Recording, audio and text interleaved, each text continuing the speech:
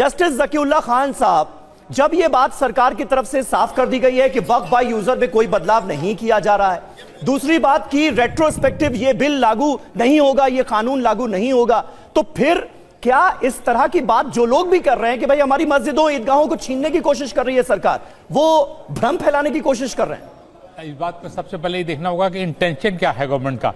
Actually intention determine किया जाता है सर्कमस्टांसेस से, और उससे जो इन्होंने वक्फ एक्ट जो शुरू किया है, ये रिपीलिंग एक्ट है, अमेंडिंग एक्ट नहीं है। अमेंडमेंट होता है भाई आप किसी बेनिफिट के लिए क्या है, कोई ऑब्जेक्ट नहीं दिया इन्होंने, कोई रीजन नहीं दिया, ना कोई स्टेक होल्डर से बात की, और इन्होंने सबसे पहला इनका जो बुनियादी जो इंटेंशन इनका दिखता है वो लिखता है कि ये जो इसका नाम ही बदल दिया, अब लिख दिया unified Waqf permanent empowerment efficiency and development. आखिर आपको क्या जरूरत पड़ी थी कि सब चीजें हरकत करने की? दूसरी बात ये कि आप सिरे से इस तरह से बदल देना चाह रहे हैं कि वक्फ का कोई वजूद ही न रहे, और वक्फ बाय यूजर ऐसी चीज है कि ये लोग जो भ्रम फैला रहे हैं तो वक्फ बाय यूजर का मतलब है कि एक बार किसी ने उंगली रख दी कि ये वक्फ हो गया, ऐसा नहीं है। वक्फ बाय यूजर में एक्ट में 1995 एक्ट में और अमेंडमेंट 2013 में जो हुआ उसमें क्लियर दिया हुआ है किस प्रकार से वक्फ यूजर होगा और कैसे होगा, उसे सर्वे कमीशन जांच करेगा, उसके बाद अल्टीमेट जो लायबिलिटी होगी वो वक्फ ट्रिब्यूनल की होगी, वक्फ ट्रिब्यूनल डिटरमिन करेगा, और that will be last point. उसके बाद भी आप अदालत में चैलेंज कर सकते हैं।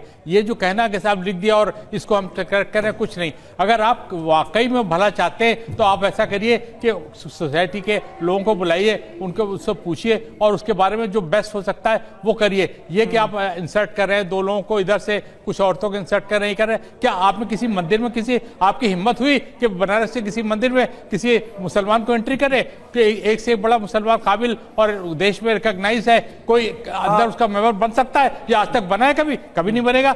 और लेकिन आपको जिद है कि आप इसमें जो एक इदारा है उसमें आप घुसे, और यहाँ तक कि आप देखिए जो छोटे छोटे लोग हैं, जो पसमानदा मुसलमान जिन्हें आप बता रहे हैं, उनको चाबी भर के किस तरह, जो जानते नहीं वक्फ क्या है, वक्फ का मतलब नहीं समझते, उनसे बाजे बजवा रहे हैं और आतिशबाजी छोड़वा रहे हैं। ये क्या सब है? ये तरीका है कि जितनी चाबी आप भरेंगे उतना चलेगा। और हमारे जो वक्फ बॉडी के इसके चेयरमैन थे जेपीसी के, वो जगदम्बिका पाल बहुत अच्छे आदमी है, मैं उनको बहुत पहले से जानता हूँ, वो कई पार्टी में रह चुके हैं, कांग्रेस के एक दिन के प्रधानमंत्री, वो चीफ मिनिस्टर भी रहे।